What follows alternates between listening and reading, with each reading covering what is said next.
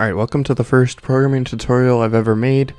I just set a blank background because none of the backgrounds really work with the size of my computer screen. That's alright. I'm going to start with how to make a Discord bot, I suppose.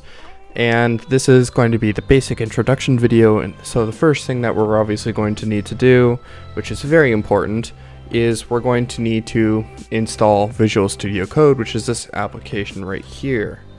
So let me just find the download real quick. Here it is. All links will be in the description if you need them. So you'll come to code.visualstudio.com and then you'll click download for Windows. You'll obviously install it, open it up, and then you'll basically get to this window. I've already done the task of creating a new directory. It's in my computer. It's in the main drive. You can make it under users and then whatever your name is, and then you can make whatever file names you want. I just went ahead and made one real quick. You should be able to figure that out. And then what you do is, let's say you do, so you're in your C drive, right? This is the basic point of your computer. So if you're in the users folder and then you're in the, so if it says like /users and then / your name, then do cd, which is change directory. And then every time you do .. you're going back one directory. So .. once goes back one directory and then again goes back another directory. Now we're at the C drive. Now what I'm going to do is cd, because I named the folder this.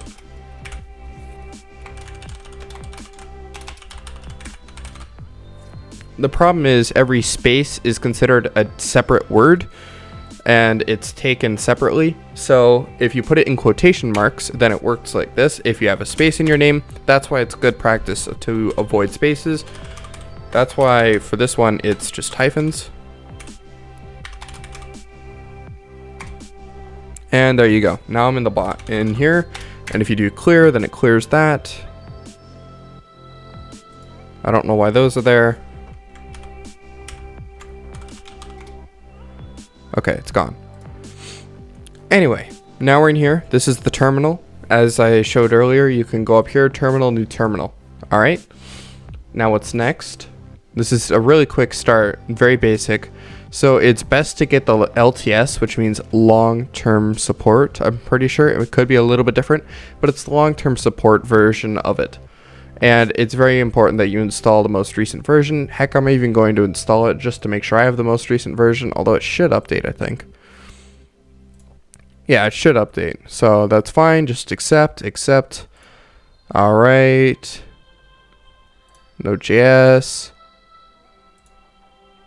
Next, install. It's just going to reinstall it for me, which is completely fine with me. All right, it's all finished. Perfect. Now that we have Node, there's this thing that comes along with Node called Node Package Manager, aka npm.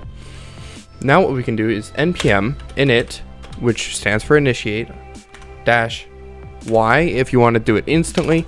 I'm going to show you npm init like this though.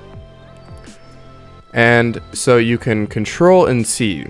Anytime you see this symbol, I can't remember what it's called, it's C, and then that's how you do it. So you can also do help init to figure out what you're doing, and then npm install package. I'll go over npm install or npm I afterwards.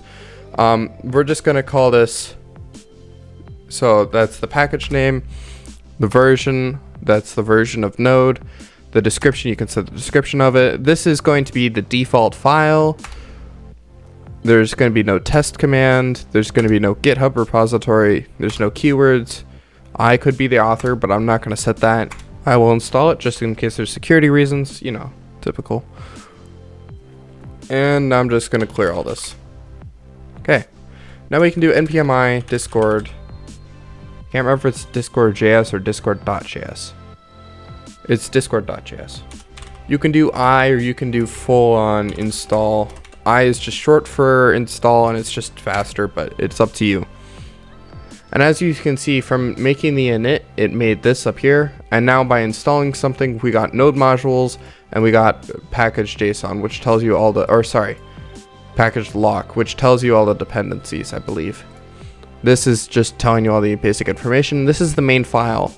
What's important with the main file is we're going to make one real quick. You right click over here, you click new file. Index.js, a very common main file type. Now whenever we do node dot, it'll run the index.js file. Nothing came out here, but if we do console.log hello world, it's always good practice to put a semicolon at the end. Then if you press the up arrow, you can cycle through all your previous commands, so super easy, and you can see we're running index.js. You can also, if you wanted to run a specific one, is node index.js. And I shouldn't have deleted that. Super simple. Also, you might have noticed that every time I make a change here, it immediately saves. Well, why is that? It's because I have autosave enabled. I highly recommend you have autosave, but at the same time, it might be useful to not use autosave, because then if you accidentally screw something up, you can just close the whole window and open it up again. It's up to you. Just make sure you save your file before trying to run it, or else there's going to be no changes. And that's very important, obviously. If you want to make changes, it needs to recognize those changes, and it's not going to be running otherwise, if that makes sense. Okay. Now that we have the basics, this is all we need for now. We're going to go on over to the Discord developer portal. I'm not showing you my screen right now because I don't necessarily want everyone to see this screen. Anyway, if I show you though, I can't remember if it's discord.developers. Discord.dev. Alright, it's discord.dev. It takes you here. Alright, I just logged in. You'll see some of these other ones that I've been working on. These are just random things I've made. Anyway, new application. I'm going to call this test bot. Or, sorry, tutorial bot. New application. Tutorial bot. It's going to be personal. I agree to the developer terms of service and developer privacy, or developer policy, sorry. Alright, here we are. Now I'm going to choose an icon. You can choose whatever icon you want from your computer. I'm just going to choose the same one that I use often for my bots. I don't need to put a description in right now. None of this stuff. This is basically what will show up if you get it on the discovery page or app discovery. Yeah, app discovery page. You can have a bunch of other stuff set up. Then we can also do in-app authorization, bot commands. This will mean so whenever someone sees your bot in a server and they go on the profile, they're able to invite the bot from that profile, which is super nice and easy. URL generator, what you want to do in here is if you need to invite the bot, which I'm going to do right now, you click on bot and that allows you to set the permissions for the bot. And then you also need to do application commands, wherever that is. There it is, applications.commands. Alright, and then you can copy this, go over here, and you can invite the bot. Oh, it doesn't have a bot, right? So now we have to make a bot first, of course. That's probably something important to do, and of course I need a new code. Alright, tutorial bot. It basically copies all the original information. We're going to leave this as not a public bot for now. Application, we're going to do multiple scopes, blah, blah, blah. Okay. Check all these off. Presence intent means that you can see if a user is online, offline. You can check their status, all that other stuff. Server members, so it can see the members in a guild, which is very important. And obviously you want to be able to read messages, so that's also important.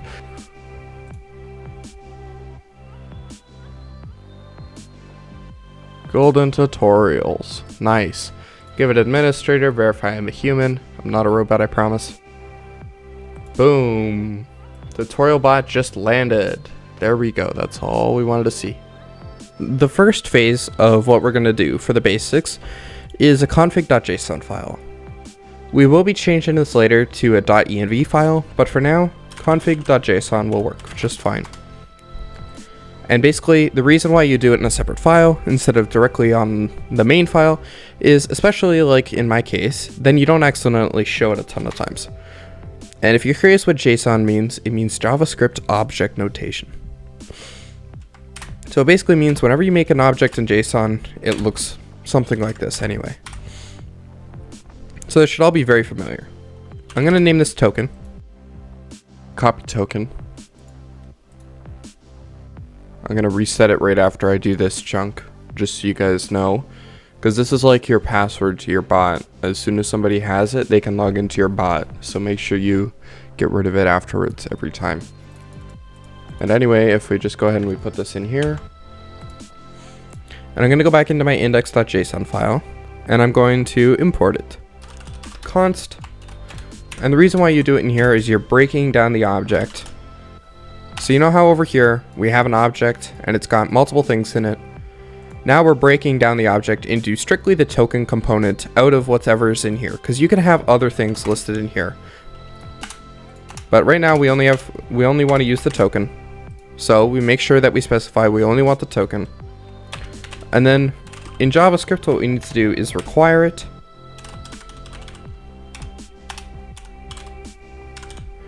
And we're requiring it from the config.json file. So the reason why it's / instead of .. like I showed you guys earlier, or just config.json, is because what it's saying is when you're doing / it's saying in the current directory. So if you look over here and you see index.json or index.js is in the same directory as config.json. You can think of a directory as a folder.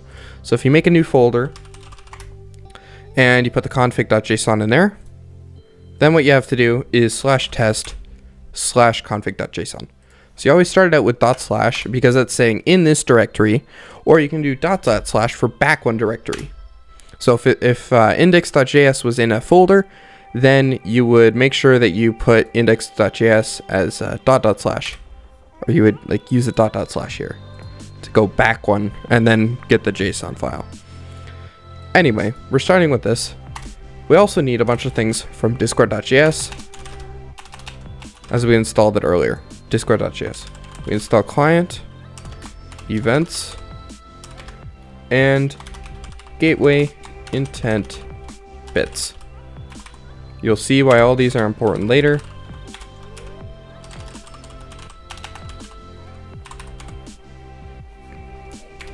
But first thing we're going to do is make a new client.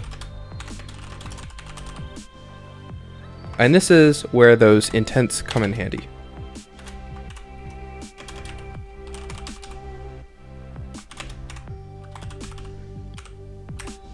So now we do gateway intent bits, and then we do .guilds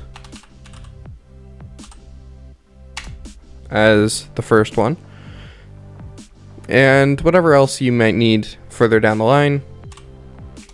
And this is basically saying we need to be able to access all the guilds or servers, whatever you'd prefer to call them. They're officially called guilds in the discord.js code language, and technically officially by Discord, but a lot of people call them servers. Really, they're called a guild though. So just start calling them a guild, and that should be the end of the problem, hopefully. So you can either do once ready, like this, I'm pretty sure, or we can do, if we want to be fancy, events.client ready. That's why we have the events. And then we're going to go ahead and use the C, which represents the client. So whenever you have this after, so it's once, and then this is like a function. If you know what a function is, that's great. Otherwise, we'll go over it more detail in another episode. But basically you're saying this is the variable that's being passed in from here. So when this happens, whatever information is associated with the client being ready, it's passed in as the C right there. It's a variable. And then we're going to console.log logged in as.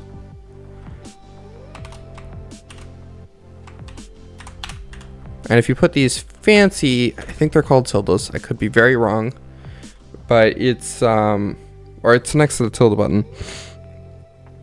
Very top left of your keyboard underneath escape, there should be a special little, it looks like single quotation marks, but it's not. It's different, I promise. Anyway, now that we have the client, we can do .user.name, if we want, or sorry, .tag.